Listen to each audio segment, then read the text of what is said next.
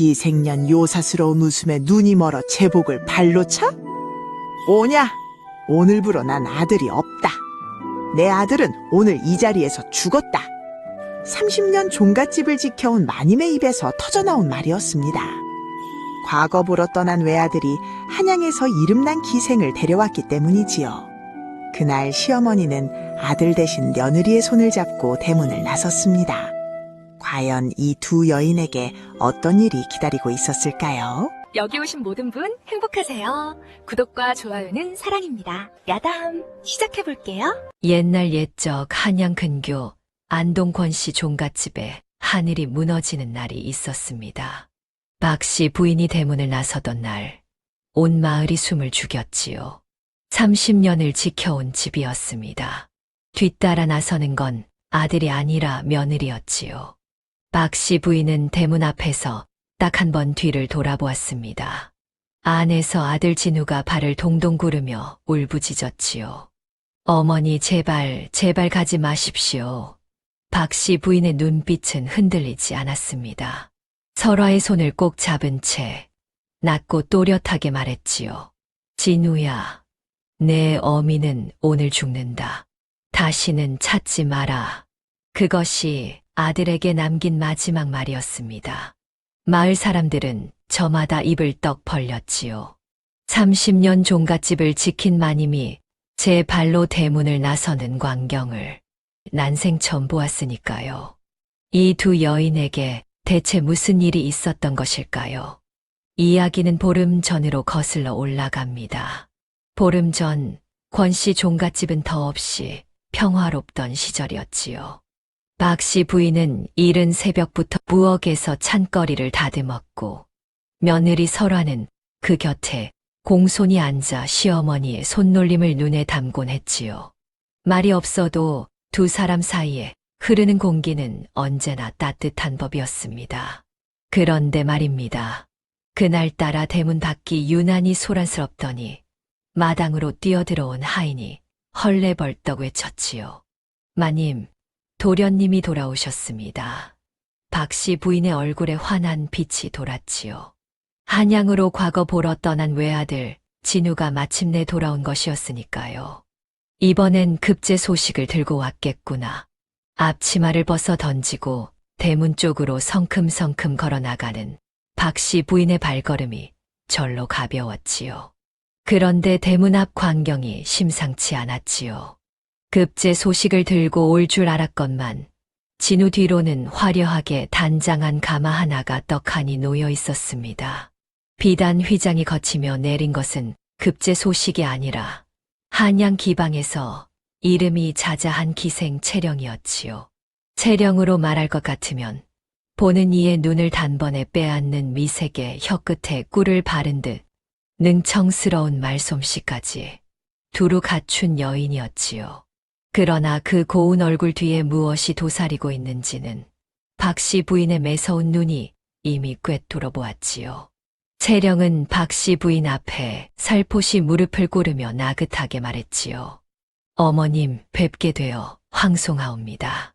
박 씨 부인의 눈썹이 천천히 꿈틀거렸습니다. 박 씨 부인은 채령의 인사를 받으며 한동안 아무 말이 없었습니다. 그 침묵이 어찌나 무겁던지 하인들은 숨도 제대로 못 쉬고 눈치만 살폈지요. 이윽고 박 씨 부인이 낮게 입을 열었습니다. 진우야, 이게 무슨 짓이냐? 진우는 머리를 긁적이며 희죽 웃었지요. 어머니, 제 말씀 좀 들어보십시오. 저 채령이가 얼마나 총명하고 어여쁜지 한양 도성에서 모르는 이가 없을 정도입니다. 제가 이 아이 없이는 못 살겠으니 어머니께서도 너그러이 받아주십시오. 저 아이가 제 운명입니다. 박 씨 부인의 눈썹이 파르르 떨렸지요. 그런데 채령은 아랑곳 없이 슬그머니 일어나더니 마당 한켠에서 지켜보던 설화에게 눈길을 던지며 나긋하게 말했습니다. 어머, 저분이 지금의 마님이신가요? 어쩜 수수하기도 하여라. 수수하다는 말이 어떤 뜻으로 쓰인 것인지는 마당의 누구든 알 수 있었지요. 설화의 얼굴이 하얗게 굳었습니다. 그것도 모자라 진우는 설화 앞에 버티고 서서 거침없이 말했지요. 설화야, 내 말 잘 들어라. 채령이를 안방에 들일 것이니 너는 채령이를 잘 모시거라. 싫으면 친정으로 돌아가도 무방하다. 마당이 쥐 죽은 듯 고요해졌지요. 설화는 눈물 한 방울 흘리지 않았습니다. 두 손을 무릎 위에 가지런히 얹고 그저 조용히 앉아 있을 뿐이었지요. 그 모습이 오히려 박씨 부인의 가슴에 비수처럼 꽂히고 말았습니다. 이 아이가 얼마나 참아왔으면 눈물도 안 나오는 게야. 박씨 부인은 천천히 몸을 일으켰습니다. 그 눈빛이 싸늘하게 가라앉는 것을 본 하인들은 저도 모르게 뒷걸음질을 쳤지요. 박씨 부인이 천천히 진우 앞으로 걸어갔습니다. 한 발 한 발 마루청이 삐걱거릴 만큼 무게 있는 걸음이었지요. 진우는 그제야 슬그머니 웃음을 거뒀습니다. 어머니, 저는 그저 닥쳐라. 세 글자였지요. 그런데 그 세 글자가 어찌나 서늘하던지 채령조차 입술을 꼭 다물었습니다. 박씨 부인은 아들의 눈을 똑바로 들여다보았지요. 진우는 눈을 피했습니다.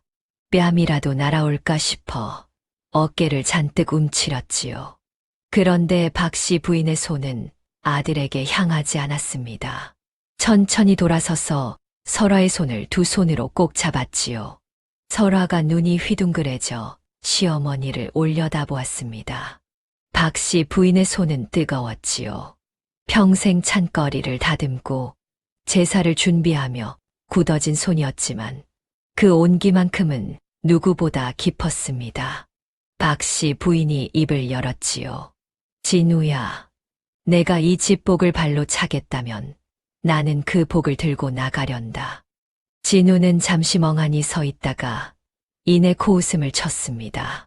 어머니가 어딜 가시겠다는 겁니까? 평생 이 집 밖을 나가본 적도 없으시면서 그 한마디였지요. 비웃음이었습니다. 제 어미를 향한 비웃음이었지요. 박씨 부인의 눈빛이 그 순간 돌처럼 굳어졌습니다. 뺨을 후려쳤더라면 오히려 나았을 것이었지요. 매는 맞고 나면 잊히는 법이지만 저 비웃음은 잊히지 않을 것이었으니까요. 그래, 결심했다. 박씨 부인은 설화의 손을 잡은 채 조용히 안채로 들어갔습니다. 채령은 눈치를 살피며 진우의 소매를 잡아당겼지요. 도련님, 저 마님이 정말 나가실 것 같은데요. 진우는 손을 탁 뿌리치며 말했습니다. 내버려둬. 어디까지 가시겠어. 날도 저무는데 그날 밤 안채에서는 불빛이 꺼지지 않았지요. 박씨 부인은 뒤주 안을 살피고 찬장을 열어보고 평생 모아온 비녀와 가락지를 하나씩 손에 쥐어보았습니다. 설화는 그 모습을 바라보다 가만히 무릎을 꿇었지요. 어머님, 저 때문에 이러시는 겁니까? 박씨 부인은 비취 가락지를 손바닥 위에 올려놓으며 담담하게 말했습니다. 아니다. 나 때문이다. 저런 아들을 키운 내가 부끄러워서 그런 게야. 다음 날 새벽이었습니다. 닭이 울기도 전에 박씨 부인은 이미 채비를 마쳤지요. 챙긴 것은 많지 않았습니다. 평생 아껴온 옥비녀 하나, 비취 가락지 하나, 그리고 설화의 보따리 하나가 전부였지요. 30년 살림의 흔적은 손끝 하나 건드리지 않았습니다. 이 집 물건은 단 한 톨도 가져갈 마음이 없었으니까요. 설화는 보따리를 등에 지며 입술을 깨물었습니다. 손이 바들바들 떨렸지요. 가는 게 맞는 건가? 이 집을 정말 나서는 건가? 그러나 시어머니의 뒷모습을 보는 순간 떨리던 손이 멎었습니다. 박씨 부인의 걸음에는 망설임이 없었지요. 마당을 가로질러 대문 앞에 섰을 때였습니다. 안채에서 인기척을 들은 진우가 헐레벌떡 뛰어나왔지요. 어머니, 설마 진짜 가시려는 겁니까? 박씨 부인은 걸음을 멈추지 않았지요. 대문 고리에 손을 얹으며 천천히 뒤를 돌아보았습니다. 진우가 발을 동동 구르며 울부짖었지요. 어머니 제발 가지 마십시오. 박씨 부인의 눈빛은 흔들리지 않았습니다. 설화의 손을 꼭 잡은 채 낮고 또렷하게 말했지요. 진우야, 내 어미는 오늘 죽는다. 다시는 찾지 마라. 대문이 열렸습니다. 마을 사람들이 하나둘 모여들었지요. 저마다 입을 떡 벌린 채 눈만 껌벅거렸습니다. 30년 종갓집을 지킨 마님이 며느리 손 하나 잡고 대문을 나서는 광경이었으니까요. 채령은 진우의 등 뒤에 서서 그 모습을 바라보았습니다. 입꼬리가 슬쩍 올라갔지요. 박씨 부인은 단 한 번도 뒤를 돌아보지 않았습니다. 두 여인이 향한 곳은 한양에서 하루길 남짓 떨어진 포구 마을이었습니다. 아는 이 하나 없는 곳이었지요. 박씨 부인이 일부러 고른 땅이었습니다. 아는 이가 없어야 과거도 없는 법이니까요. 포구에 닿았을 때는 해가 뉘엿뉘엿 넘어가던 참이었습니다. 비린내 섞인 바닷바람이 두 여인의 옷깃을 파고들었지요. 설화는 처음 맡아보는 바다 냄새에 잠시 발걸음을 멈추었습니다. 낯설었지만 묘하게 가슴이 탁 트이는 냄새이기도 했지요. 이튿날 아침 박씨 부인은 설화를 데리고 포구 어귀의 전당포 앞에 섰습니다. 설화는 시어머니의 손을 슬며시 올려다보았지요. 품속에서 꺼낸 것은 평생 한 번도 내놓은 적 없는 옥비녀와 비취 가락지였습니다. 혼례 날 받은 것이라는 걸 설화는 알고 있었지요. 박씨 부인의 손이 전당포 주인에게 내밀어지는 순간 설화는 보고 말았습니다. 그 손이 아주 잠깐 가늘게 떨리는 것을. 그러나 박씨 부인의 눈빛은 흔들리지 않았지요. 전당포 주인이 이리저리 살피며 값을 후려치려 들자 박씨 부인은 눈 하나 깜짝하지 않고 말했습니다. 이 비녀 하나면 내 전당포 10번은 사겠다. 값 제대로 쳐라. 전당포 주인이 헛기침을 하며 값을 고쳐 불렀지요. 그 돈으로 마련한 것은 화려한 기와집이 아니었습니다. 포구 길목에 자리한 낡은 초가 주막이었지요. 문짝은 삐걱거렸고 마루는 군데군데 썩어 있었으며 붓두막은 금이 가 있었습니다. 박씨 부인은 손으로 벽을 툭툭 두드려 보더니 짧게 말했지요. 쓸만하다. 설화는 웃음이 날 것 같았지만 꾹 참았습니다. 그날 밤 두 여인은 어깨를 맞대고 주막 바닥을 쓸고 닦았지요. 설화는 걸레질을 하다 문득 눈물이 차오르는 것을 느꼈습니다. 그러나 이를 악물었지요. 울기는 이제 끝이다. 살아야 한다. 닳고 다른 마루가 반들반들 빛이 날 때쯤 포구 마을의 별이 총총 떠올랐습니다. 다음 날 아침 일찍부터 박씨 부인은 붓두막 앞에 자리를 잡았습니다. 솥뚜껑을 열자마자 구수한 김이 모락모락 피어올랐지요. 손맛 하나만큼은 조선 팔도를 뒤져도 당해낼 이가 없었습니다. 설화는 그 냄새를 맡으며 속으로 생각했지요. 이 냄새만으로도 손님이 몰려올 텐데. 그런데 문제가 있었습니다. 첫 손님이 들어온 건 해가 중천에 떠오른 뒤였지요. 포구에서 잔뼈가 구른 거친 사내였는데 자리에 털썩 앉더니 대뜸 큰 소리로 외쳤습니다. 여기 국밥 한 그릇이오. 박씨 부인이 국자를 들고 나오다 그 모습을 보고는 눈썹을 치켜 올렸지요. 어디 안전이라고 그리 목청을 높이느냐. 입이 있으면 말을 하되 소처럼 울지는 말거라. 사내는 눈을 껌벅거렸습니다. 국밥집에서 혼난 것이 난생 처음이었던 모양이지요. 설화는 부엌 뒤에서 이마를 짚었습니다. 아이고, 첫 손님인데. 사내가 자리를 박차고 일어나려는 기색을 보이자 설화는 쏜살같이 달려나와 꾸벅 허리를 굽히며 말했지요. 죄송합니다, 손님.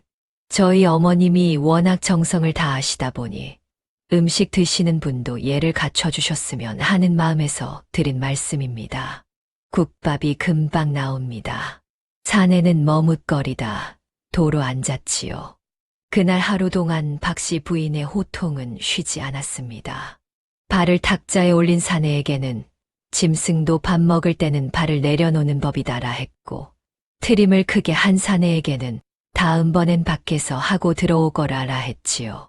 설하는 손님들 등 뒤에서 연신 꾸벅꾸벅 허리를 굽히며 눈빛으로 사죄하고 또 사죄했습니다.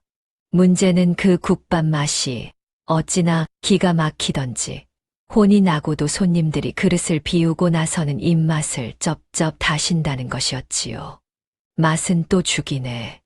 혼나면서도 다 먹었잖아. 사내들은 대문 밖에서 수군거리다 이튿날 또 들어왔습니다. 혼나러 오는 건지 밥 먹으러 오는 건지 알 수 없는 노릇이었지요. 설화는 그 모습을 보며 이마를 짚으면서도 입꼬리가 슬그머니 올라가는 것을 막을 수 없었습니다. 맛은 하늘이 내려주셨으니 손님 맞이는 내가 해결하면 되겠구나. 며칠이 지났습니다. 손님은 조금씩 늘었지만 조금씩이었지요. 혼나면서도 국밥 맛에 홀려 다시 오는 단골 서너시 전부였습니다.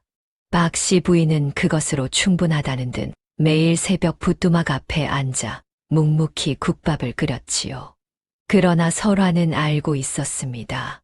어느 날 밤 설화는 호롱불 앞에 홀로 앉아 치부책을 펼쳤지요.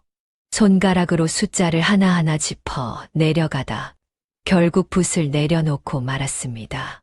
눈물이 뚝뚝 치부채 위로 떨어졌지요. 이대로라면 2달을 버티기 어려운 형편이었습니다.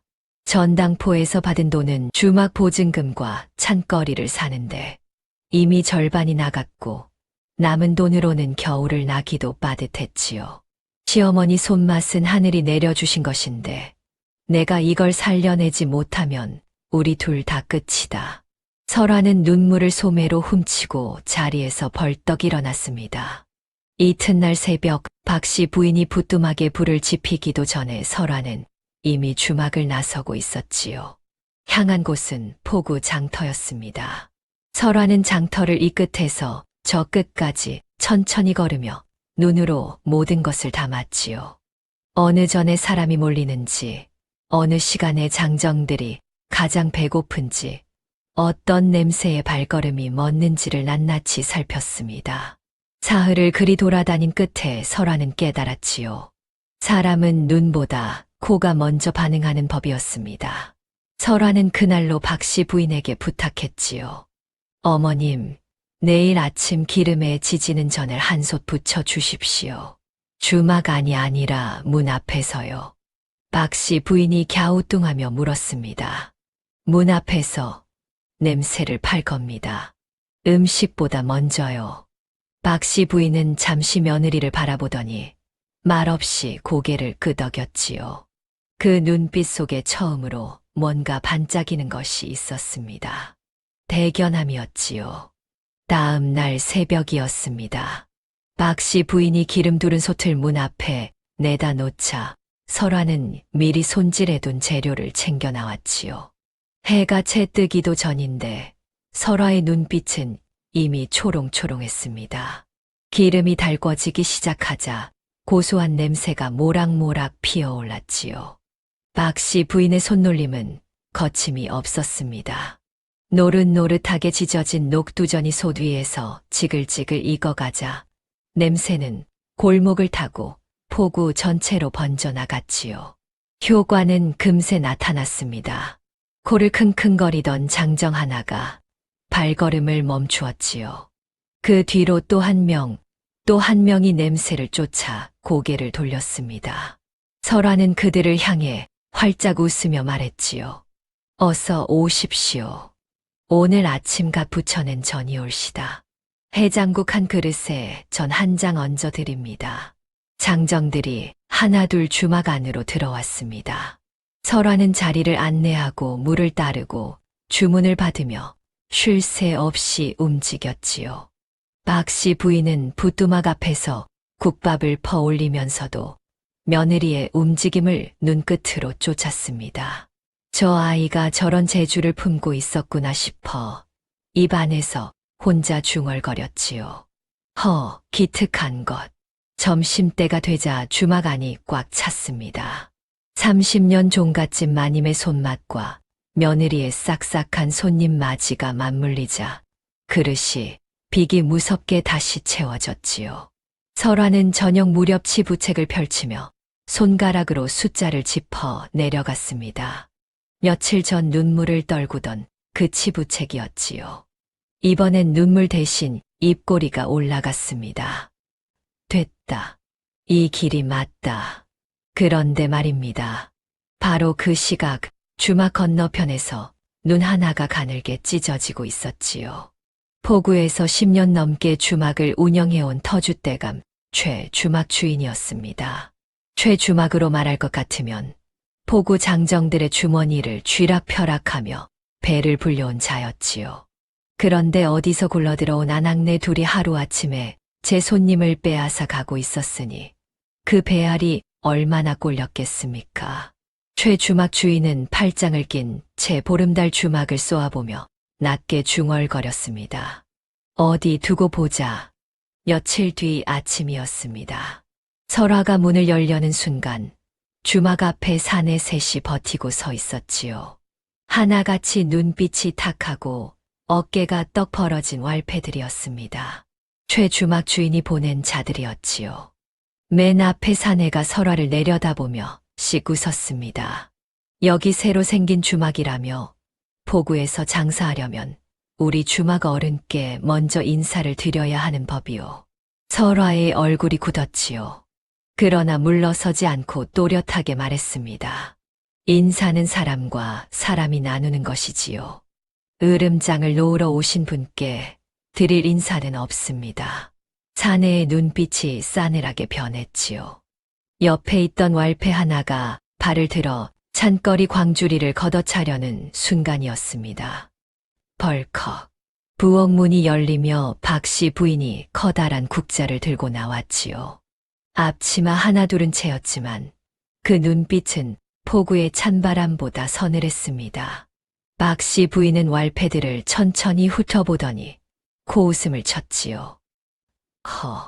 아침부터 밥 냄새 맡고 몰려온 들개들인가. 왈패들이 눈을 껌벅거렸습니다. 국밥집 마님한테 들개 소리를 들어본 적이 없었던 모양이지요. 맨 앞 사내가 다시 기세를 올렸습니다. 마님, 말 조심하시오. 우리가 누군지 아시오?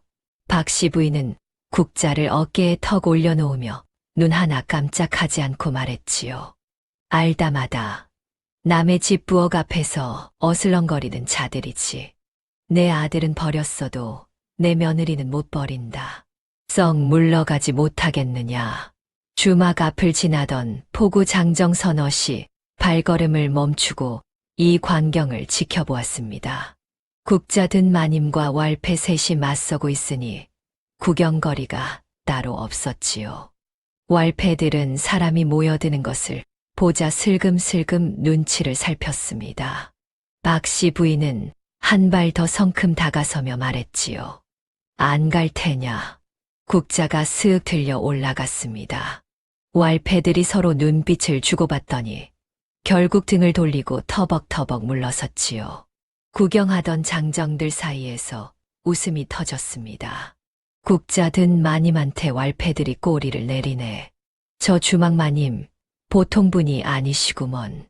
설화는 시어머니의 등 뒤에서 가슴을 쓸어내리다 픽 웃음이 나왔지요. 박씨 부인은 국자를 내려놓으며 태연하게 말했습니다. 자, 문 열어라. 손님 올 시간이다.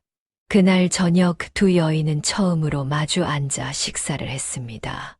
설화가 조심스럽게 입을 열었지요. 어머님, 오늘부터 이 주막에 이름을 붙이면 어떨까요?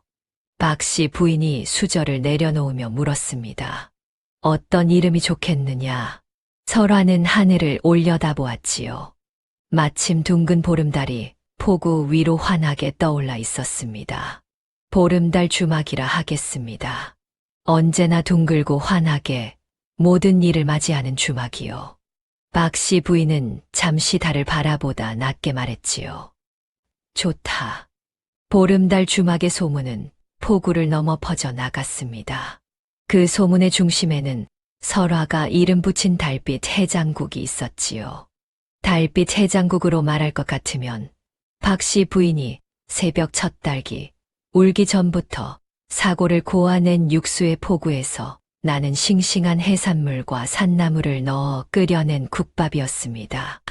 한 그릇을 비우고 나면 전날 과음으로 쑤시던 머리가 씻은 듯 가라앉아 하여 포구 장정들 사이에서 귀신 잡는 해장국이라 불리기 시작했지요. 어느 날 아침 단골 장정 하나가 국밥 그릇을 싹 비우더니 감탄하며 말했습니다. 마님, 이 국밥이 어찌 이리 기가 막힙니까? 어제 술을 얼마나 퍼마셨는지 아침에 눈도 못 뜰 지경이었는데 이 한 그릇에 사람이 됐소이다. 박씨 부인은 무뚝뚝하게 말했지요. 술을 덜 마시면 될 일이다. 장정이 머리를 긁적이자 설화가 얼른 끼어들었습니다. 손님이 또 오실 거라 믿겠습니다. 다음엔 친구분도 데려오십시오. 장정은 껄껄 웃으며 대문을 나섰지요. 그 뒤로 달빛 해장국을 찾는 이가 부쩍 늘었습니다. 포구 상인의 장정들뿐 아니라 인근 고을 선비들까지 일부러 발걸음을 했지요. 어느 선비는 국밥 한 그릇을 비우고 나서 붓을 꺼내 글을 쓰기 시작했습니다. 설화가 어깨 너머로 살짝 들여다보니 이런 글귀였지요. 달빛 아래 끓인 국밥 한 그릇, 세상 시름을 녹이는 맛이로다. 설화는 그 글귀를 받아 주막 문 앞에 붙였습니다. 박씨 부인이 눈을 가늘게 뜨며 말했지요. 남의 글을 문에 붙이는 것이 예의냐? 선비님께 여쭤보고 붙였습니다. 그 선비가 뭐라 하더냐? 설화는 방긋 웃었습니다. 공짜로 붙여드리겠다 하셨습니다. 박씨 부인이 픽 웃음을 터뜨렸지요. 설화는 그 웃음을 처음 보았습니다. 종갓집을 나선 뒤 처음으로 터져나온 웃음이었지요. 설화는 눈이 시큰해지는 것을 느끼며 얼른 고개를 돌렸습니다. 며칠 뒤였지요. 포구 어기 큰 기와집 사랑채에서 한 사내가 보름달 주막 쪽을 내다보고 있었습니다. 나이는 60을 넘겼으나 눈빛만은 독사처럼 날카로운 자였지요. 곁에 선 하인이 조심스럽게 말했습니다. 대감마님, 저 주막 요즘 한양 선비들까지 찾아온다 하옵니다. 치부책도 제법 두둑해진 모양이고요. 사내는 찻잔을 천천히 내려놓으며 말했지요. 어디서 굴러들어온 아낙네들이 포구 상권에 손을 댄다. 조대감이었습니다. 포구 상권을 10년째 소나기에 쥐고 놓지 않는 자였지요. 그 눈빛이 보름달 주막을 향해 싸늘하게 꽂혔습니다. 사흘 뒤 아침이었습니다. 설화가 문을 열자마자 주막 앞이 심상치 않았지요. 기름진 도포를 걸친 하인 넷이 대문 양옆에 떡하니 버티고 서 있었습니다. 그 뒤로 가마 하나가 천천히 멈춰 섰지요. 가마에서 내린 것은 조대감이었습니다. 나이는 60을 넘겼으나 걸음길이는 거만하기 이를 데 없었지요. 그 뒤로 관복 차림의 사내가 따라붙었습니다. 고울 수령변 사또였지요. 둘이 나란히 주막 앞에 서자 마침 찬거리를 다듬던 포구 상인들이 하나둘 고개를 숙이며 자리를 피했습니다. 설화는 두 손을 모으고 공손히 말했지요. 어서 오십시오. 자리를 안내해 드릴까요? 조대감은 설화를 위아래로 훑어보더니 코웃음을 쳤습니다. 안주인을 불러오너라. 잠시 뒤 박씨 부인이 앞치마를 두른 채 나왔지요. 조대감은 그 모습을 보고 눈썹을 실룩거렸습니다. 양반 마님이 앞치마를 두르고 나오는 꼴이 못마땅한 모양이었지요. 조대감이 자리에 앉으며 느릿하게 입을 열었습니다. 소문을 들었소. 요즘 이 주막이 제법 잘 된다고. 박씨 부인은 맞은편에 앉으며 담담하게 말했지요. 덕분에 하루하루 꾸려가고 있습니다. 조대감이 찻잔을 들며 말했습니다. 포구에서 장사를 하려면 내 허락을 받아야 하는 법이오. 그것도 모르고 장사를 했으니 이제라도 예를 갖춰야 하지 않겠소. 변사또가 옆에서 맞장구를 쳤지요. 대감마님 말씀이 옳소이다. 포구 상권은 대감마님께서 오래전부터 관리해 오신 터라 새로 들어오는 장사치들은 일의 첫 달 수입의 절반을 올리는 것이 관례요. 절반이었습니다. 설화는 속으로 이를 악물었지요. 박씨 부인은 천천히 찻잔을 내려놓으며 고개를 들었습니다. 눈빛이 싸늘하게 가라앉았지요. 저희는 음식을 팔지 허락을 사지는 않습니다. 조대감의 얼굴이 굳어졌습니다. 변사또는 헛기침을 하며 목소리를 높였지요. 마님, 말씀을 가려하시오. 대감마님 앞에서 사또께서도 드실 것이 있으시면 자리를 잡으십시오. 달빛 해장국 한 그릇이면 속이 풀리실 겁니다. 박씨 부인은 자리에서 일어나 부엌으로 향했습니다. 더 이상 할 말이 없다는 뜻이었지요. 조대감은 잠시 굳은 얼굴로 앉아 있다가 천천히 몸을 일으켰습니다. 하인에게 낮게 중얼거렸지요. 두고 보자. 어디 얼마나 버티나. 설화는 대문 뒤에서 그 뒷모습을 바라보며 손을 꼭 쥐었습니다. 손이 싸늘하게 식어 있었지요. 이걸로 끝이 아닐 것이다. 조대감이 다녀간 뒤로 며칠이 흘렀습니다. 겉으로는 아무 일도 없었지요. 손님은 여전히 몰려들었고 달빛 해장국 냄새는 여전히 포구를 가득 채웠습니다. 그러나 설화는 알았지요. 폭풍 전에는 언제나 이런 고요함이 찾아오는 법이라는 것을. 그날도 여느 때처럼 점심 손님이 빠져나간 뒤였습니다. 설화가 마루를 쓸고 있는데 대문 밖에서 인기척이 났지요. 고개를 드는 순간 설화는 손에 든 빗자루를 놓칠 뻔했습니다. 대문 앞에 서 있는 사내는 형편없이 야윈 몰골이었지요. 때가 꼬질꼬질하게 낀 도포는 군데군데 찢겨 있었고 한때 반드르르 하던 상투는 옆으로 삐딱하게 기울어 있었습니다. 그러나 설화는 단번에 알아보았지요. 권진우였습니다. 진우는 설화와 눈이 마주치자 비틀거리며 한 발 앞으로 나섰습니다. 설화야, 어머니 계시냐? 목소리마저 쉬어 있었지요. 설화는 굳은 얼굴로 한 걸음 물러섰습니다. 대답 대신 부엌 쪽으로 고개를 돌렸지요. 박씨 부인은 이미 나와 있었습니다. 언제부터 보고 있었는지 부엌 문 앞에 팔짱을 낀 채 꼿꼿이 서 있었지요. 진우가 어머니를 보는 순간 무릎부터 꺾였습니다. 마당에 털썩 주저앉더니 두 손을 짚고 머리를 조아렸지요. 어머니, 제가 잘못했습니다. 채령이에게 속아 가산을 탕진하고 이 꼴이 되고 말았습니다. 어머니, 제발 한 번만 용서해 주십시오. 어깨가 들썩였습니다. 울고 있었지요. 설화는 그 모습을 바라보다 눈을 내리깔았습니다. 가슴 한켠이 저려왔지요. 가엾은 사람. 그러나 이제 와서 박씨 부인은 꿈쩍도 하지 않았습니다. 마당에 엎드린 아들을 내려다보는 눈빛에는 흔들림이 없었지요. 긴 침묵이 흘렀습니다. 이윽고 박씨 부인이 입을 열었지요. 여복의 손님, 진우가 고개를 번쩍 들었습니다. 구걸은 저쪽 장터에 가서 하시게. 이 집에는 자네가 찾는 어미가 없네. 내 아들은 3년 전에 이미 죽었으니까. 진우의 얼굴이 와르르 무너졌습니다. 어머니, 어머니. 박씨 부인은 돌아섰지요. 부엌 문이 닫혔습니다. 설화는 떨리는 손으로 대문을 열었지요. 말 한마디 없이 눈으로만 밖을 가리켰습니다. 진우는 한참을 마당에 엎드려 있다가 비틀비틀 일어나 대문을 나섰지요. 설화는 닫히는 대문을 바라보다 부엌으로 향했습니다. 박씨 부인은 등을 돌린 채 솥을 닦고 있었지요. 그 어깨가 아주 미세하게 떨리고 있었습니다. 설화는 아무 말도 하지 않았지요.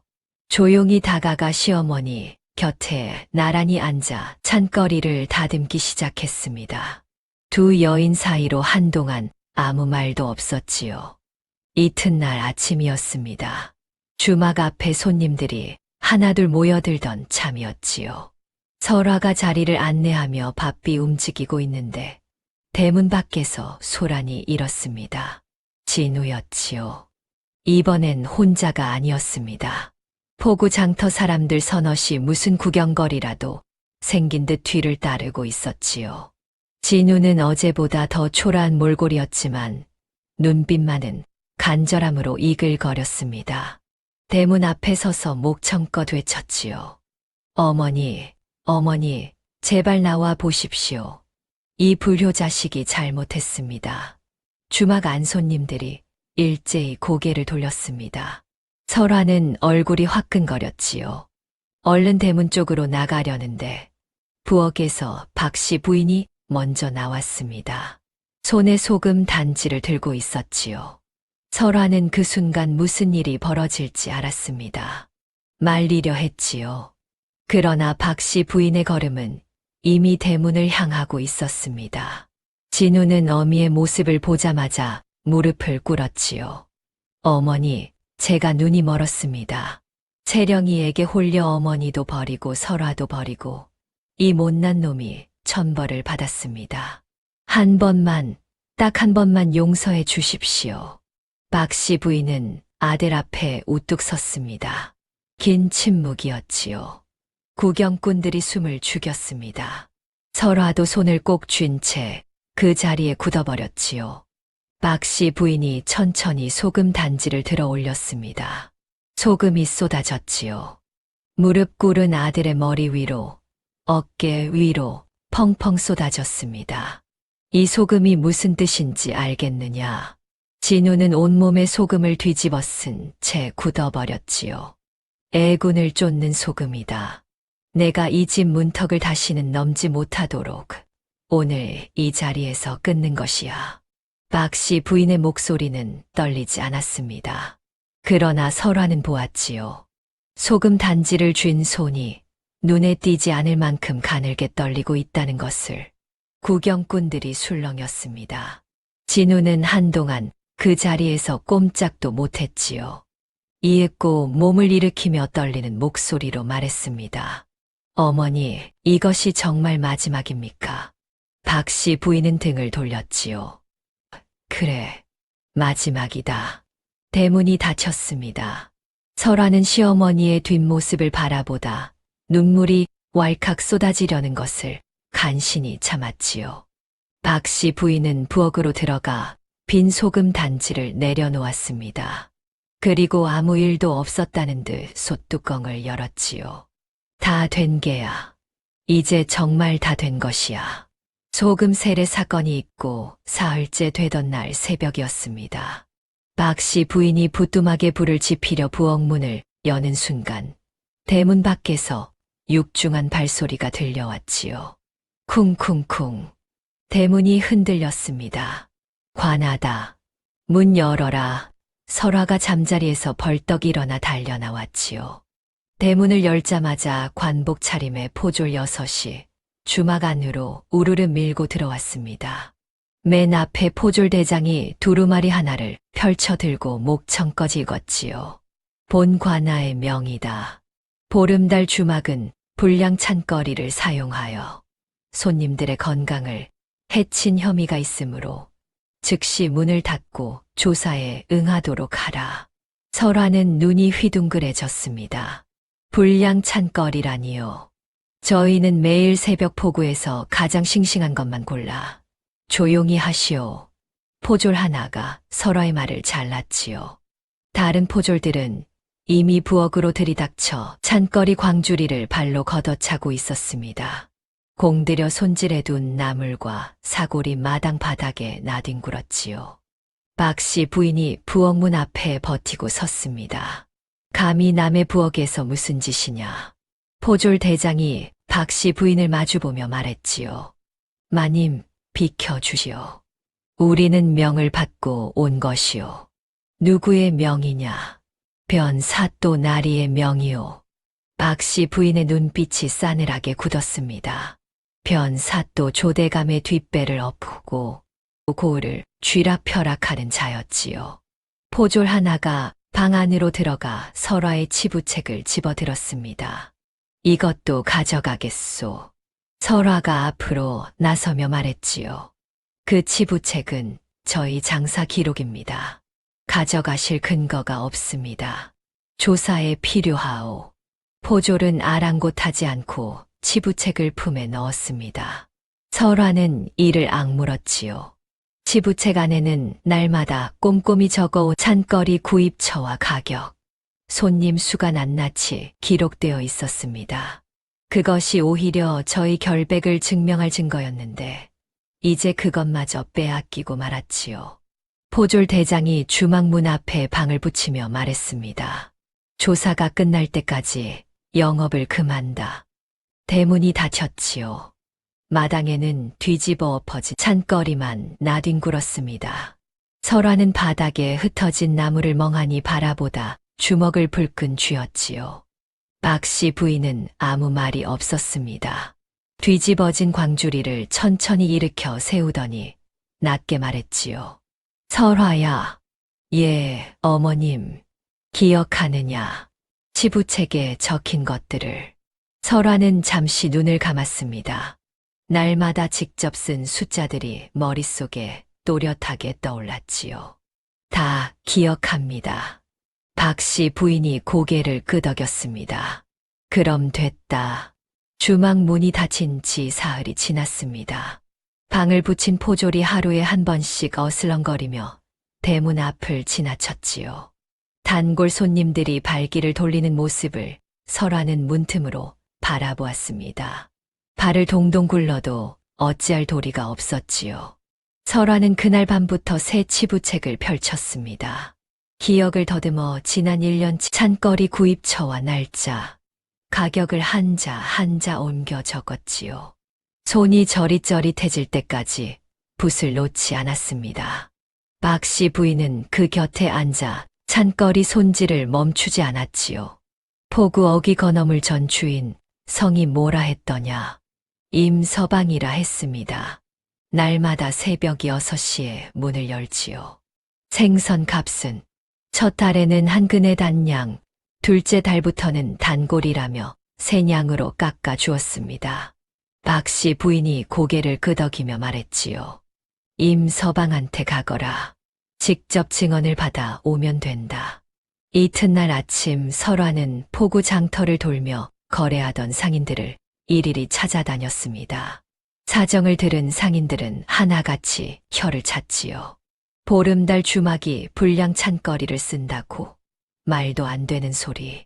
저 주막 마님은 찬거리 하나 고를 때도 10번을 뒤집어 보시는 분인데 임서방이 제일 먼저 증언서에 도장을 찍었습니다. 그 뒤로 나물 장수, 사골 파는 정육점 주인까지 줄줄이 도장을 찍었지요. 설화는 그 증언서들을 가슴에 꼭 안고 주막으로 돌아왔습니다. 그런데 말입니다. 주막 앞에 조대감의 하인이 버티고 서 있었지요. 하인은 설화를 보자마자 능청스럽게 웃으며 말했습니다. 아씨, 대감마님께서 전하시랍니다. 주막 문을 다시 열고 싶으시다면 보름달 주막 지분 절반을 대감마님께 넘기시면 된다고요. 그리하면 사또 나리께 말씀드려 조사를 마무리 짓겠다 하셨소이다. 설화는 하인의 얼굴을 똑바로 바라보았습니다. 돌아가시오. 우리 어머님께는 전하지 않겠습니다. 아씨, 잘 생각해 보시오. 이대로 가다간 돌아가시오. 하인은 혀를 차며 돌아섰지요. 설화는 증언서를 꼭 쥔 채 대문 안으로 들어왔습니다. 다리가 후들거렸지요. 증거는 모았지만 이것을 올릴 방법이 없었습니다. 변사또는 조대감 편이었고 그 위관아도 믿을 수 없었지요. 어디에 가야 하는가? 누구에게 가야 하는가? 그때였습니다. 박씨 부인이 마당에서 조용히 말했지요. 설화야, 오늘 저녁 국밥 한 그릇 끓여라. 설화가 고개를 들었습니다. 문이 닫혔는데요. 손님이 한 분 계시다. 설화가 고개를 돌리자 주막 한켠 평상에 초라한 차림의 선비 하나가 조용히 앉아 있었지요. 언제부터 그 자리에 있었는지 알 수 없었습니다. 주막이 열려 있을 때부터 늘 구석자리에서 말없이 국밥을 먹던 그 선비였지요. 선비는 설화와 눈이 마주치자 조용히 고개를 끄덕였습니다. 설화는 무언가 모를 기운에 이끌려 부엌으로 향했지요. 설화가 국밥 한 그릇을 들고 나왔습니다. 문이 닫힌 주막 안은 고즈넉했지요.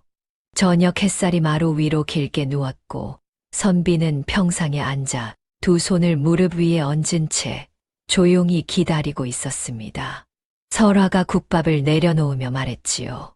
변변찮은 것밖에 없습니다. 드십시오. 선비는 고개를 끄덕이며 수저를 들었습니다. 한 술, 두 술, 천천히 그러나 남김없이 그릇을 비웠지요. 설화는 그 모습을 바라보다 문득 궁금해졌습니다. 주막이 문을 닫은 지 사흘이 지났건만 이 선비는 어떻게 알고 찾아온 것인지. 아니, 애당초 이 선비는 언제부터 이 주막을 드나들었던 것인지. 선비가 빈 그릇을 상 위에 내려놓았습니다. 맛이 변하지 않았소. 문을 닫았어도 찬거리는 매일 손질합니다. 그것이 이 주막의 힘이구먼요. 선비는 잠시 말이 없었지요. 마당 쪽을 바라보다 조용히 물었습니다. 아씨, 억울한 것이 있으시오? 설화의 눈빛이 흔들렸지요. 가슴에 품고 있던 증언서와 치부책이 생각났습니다. 무언가에 이끌리듯 설화는 품속에서 그것들을 꺼내 선비 앞에 내려놓았지요. 이것이 전부입니다. 저희가 결백하다는 증거입니다. 그러나 이것을 올릴 곳이 없습니다. 선비는 치부책을 펼쳤습니다. 한 장 한 장 천천히 넘기며 꼼꼼히 살폈지요. 증언서도 하나하나 읽었습니다. 그 눈빛이 아까와는 달랐지요. 초라한 행색 뒤에 감춰진 날카로움이 서서히 드러나고 있었습니다. 박씨 부인이 부엌문을 열고 나왔지요.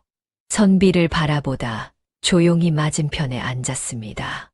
선비님, 진작부터 알고 있었습니다. 선비가 고개를 들었지요. 무엇을 말씀이요? 선비님이 보통 분이 아니시라는 것을요. 우리 주막에 처음 오신 날부터 눈빛이 달랐지요. 음식 맛을 보는 눈이 아니었으니까요. 선비는 잠시 박씨 부인을 바라보다 낮게 웃었습니다. 그리고 천천히 품속 손을 넣었지요. 마패였습니다. 둥글고 묵직한 마패가 상위에 놓이는 순간 설화는 숨이 턱 막혔습니다. 다리에 힘이 풀려 그 자리에 주저앉을 뻔했지요. 암행어사 박문수요. 민정을 살피러 이 고을에 내려온 지 벌써 석 달이 되었소. 선비, 아니 어사 박문수는 자리에서 천천히 일어났습니다. 이 치부책과 증언서면 충분하오. 조대감과 변사또가 결탁하여 백성의 고혈을 짜온 정황은 이미 다 파악했소.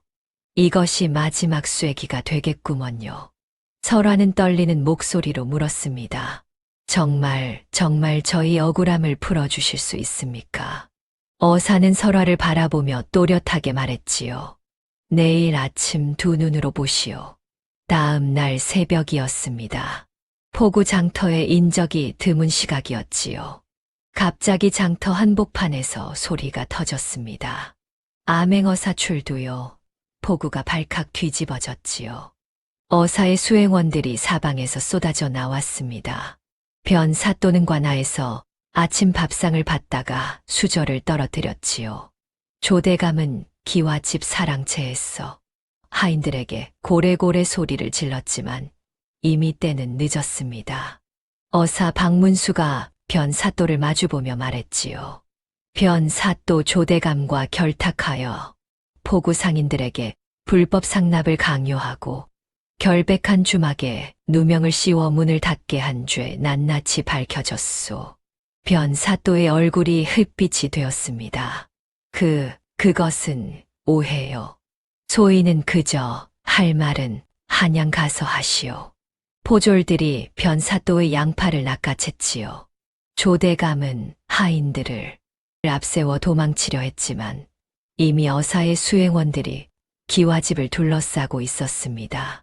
조대감이 부들부들 떨며 외쳤지요. 감히 내가 누군지 알고 이러는 게냐.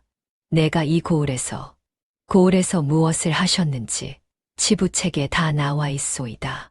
어사의 목소리는 낮았지만 포구 전체를 울렸지요. 조대감은 그 자리에서 털썩 주저앉고 말았습니다. 설화는 보름달 주막 대문 앞에 서서 이 모든 광경을 바라보았지요. 박씨 부인이 옆에 나란히 섰습니다. 두 여인은 아무 말도 하지 않았지요. 그저 어깨를 맞대고 서서 포구 위로 환하게 떠오르는 아침 햇살을 함께 바라볼 뿐이었습니다. 설화의 눈에서 눈물이 주르륵 흘러내렸지요. 박씨 부인은 모른 체하며 앞만 바라보다 낮게 말했습니다. 울지 마라. 이제 시작이다. 조대감은 유백일에 올랐습니다. 변사또는 파직되어 한양으로 압송되었지요. 10년 넘게 포구 상권을 소나기에 쥐고 흔들던 자가 하룻밤 사이에 사라지자 포구 사람들은 한동안 믿기지 않는다는 얼굴로 수군거렸습니다. 저 보름달 주막 그 마님이 해낸 거라고. 어사가 그 치부책을 보고 결판을 냈다던데. 애당초 그 치부책을 만든 게 며느리 마님이잖아. 사흘 뒤 아침이었습니다. 설화가 보름달 주막 대문에 붙은 폐쇄방을 두 손으로 뜯어냈지요. 문짝이 삐걱거리며 열렸습니다. 포구 바람이 쿵 밀려 들어왔지요. 박씨 부인은 부뚜막 앞에 앉아 솥에 불을 지폈습니다. 달빛 해장국 육수가 보글보글 끓어오르자 구수한 냄새가 골목으로 번져나갔지요. 그 냄새를 맡은 단골 장정들이 하나둘 모여들었습니다. 문 열었구먼. 아이고, 이 냄새가 그리웠소이다. 설화는 손님들을 맞이하며 활짝 웃었지요. 그런데 그때 주막 뒤편 장작 더미 옆에서 부스럭거리는 소리가 났습니다. 설화가 고개를 돌리자 낯익은 사내 하나가 장작을 팔에 안고 비틀거리며 걸어오고 있었지요. 진우였습니다. 며칠 전부터였지요. 진우는 말 한마디 없이 주막 뒤편에 나타나 장작을 패고 물을 길어다 놓기 시작했습니다. 설화가 내쫓으려 했지만 박씨 부인이 말렸지요. 내버려 두어라. 그것이 전부였습니다. 박씨 부인은 진우에게 눈길 한 번 주지 않았지요. 밥도 따로 챙겨주지 않았습니다. 진우는 장작을 패고 남은 찬거리 손질을 거들며 묵묵히 하루를 보냈지요. 어느 날 저녁 설화는 주막 뒤편에서 진우가 혼자 쪼그려 앉아 찬밥 한 덩이를 오물오물 씹는 모습을 보았습니다. 외면하려 했지요. 그러나 발이 움직이지 않았습니다. 설화는 결국 뜨거운 국밥 한 그릇을 들고 나가 진우 앞에 내려놓았지요. 아무 말도 하지 않았습니다. 진우는 국밥을 바라보다 눈물을 뚝 떨어뜨렸지요. 설화야, 미안하다. 설화는 대답하지 않았습니다. 돌아서서 주막 안으로 들어갔지요. 그것으로 충분했습니다. 그날 저녁 어사 박문수가 다시 보름달 주막을 찾았습니다. 이번엔 초라한 선비 행색이 아니라 관복 차림이었지요. 자리에 앉으며 말했습니다. 임금께 보고를 올렸소. 두 분의 기계와 지혜가 고을의 부패를 바로잡는 데 결정적인 역할을 했다고. 박씨 부인은 국밥 한 그릇을 내려놓으며 담담하게 말했지요. 저희는 그저 억울했을 뿐입니다. 억울함을 증거로 만들어낸 것이 대단한 것이요, 마님. 어사는 국밥을 한술 뜨며 덧붙였지요. 조만간 좋은 소식이 있을 것이요. 설화와 박씨 부인은 눈빛을 주고받았습니다. 좋은 소식이 무엇인지는 몰랐지요. 그러나 두 여인은 그것이 무엇이든 함께라면 충분하다는 것을 알고 있었습니다. 좋은 소식은 보름 뒤에 찾아왔습니다. 어사 박문수의 보고를 받은 임금이 두 여인의 기계를 높이 샀지요. 박 씨 부인에게는 궁중요리 자문의 직함을, 설화에게는 포구 상단의 행수 자리를 내리는 파격적인 상이었습니다. 포구 사람들이 입을 다물지 못했지요.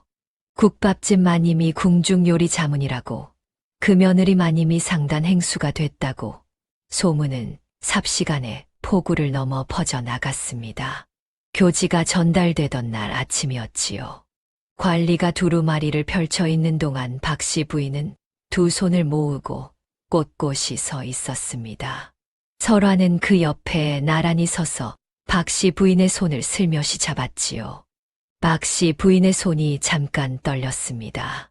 그러나 눈빛은 흔들리지 않았지요. 관리가 돌아간 뒤 두 여인은 한동안 말이 없었습니다. 박 씨 부인이 먼저 입을 열었지요. 설화야. 예, 어머님. 내가 없었더라면 나는 그냥 망했을 게야. 설화는 눈이 시큰해졌습니다. 고개를 저으며 말했지요. 어머님이 먼저 손잡아 주지 않으셨다면 저는 진작에 무너졌을 겁니다. 박 씨 부인은 아무 말도 하지 않았습니다. 그저 설화의 손을 꼭 쥐었다가 놓았지요. 그것으로 충분했습니다.